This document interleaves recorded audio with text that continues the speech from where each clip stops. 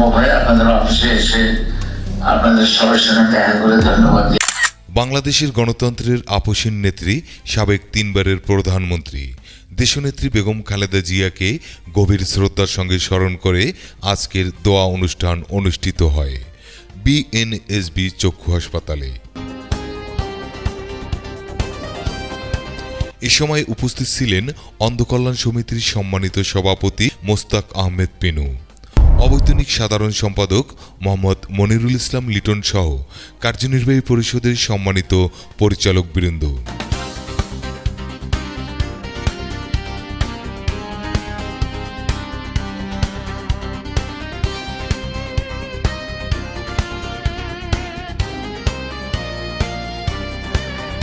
অনুষ্ঠানে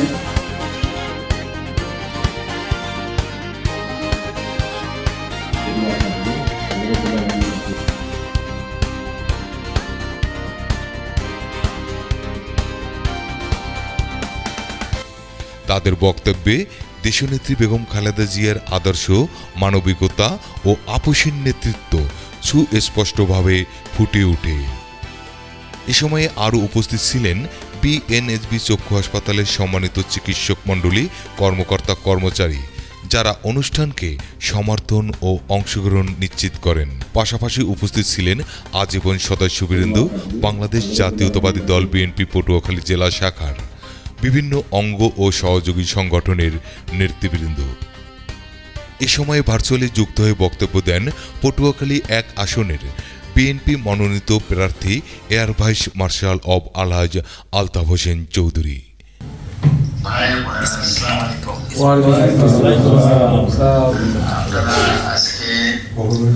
আমাদের নেত্রী, জননেত্রী, দেশনেত্রী তথা আপসীন নেত্রী ম্যাডাম খালেদা জিয়ার তার মাগফিরাতের জন্য দোয়া এবং মিলাদ মাহফিলের ব্যবস্থা করেছেন।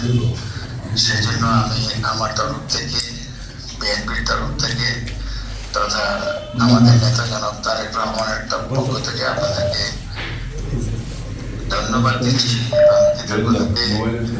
কথা বললে তো অনেক কথা বলা যায়, অনেক ইতিহাস। ম্যাডাম খালেদা জিয়া নিজে একজন ইতিহাস। উনি আল্লাহর পেয়ারা হয়ে গেছেন। ইন্না লিল্লাহি ওয়া ইন্না ইলাইহি রাজিউন। আমি এখানে আসলে একটা বড় মিটিং এর মধ্যে আছি বলে আমি কথা বলতে পারছি না আপনাদের সঙ্গে।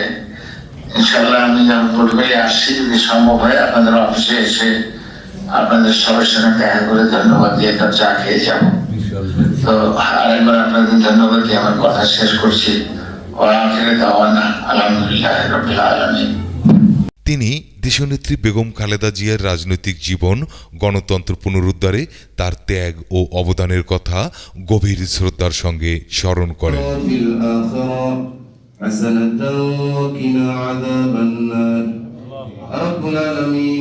বিএনএসবি হসপিটাল কর্তৃক আয়োজিত বেগম জিয়ার রুহের মাগফিরাত কামনায় দোয়া শেষে মহান আল্লাহর দরবারে দেশনেত্রী বেগম খালেদা জিয়ার রুহের মাগফিরাত কামনা করা হয়।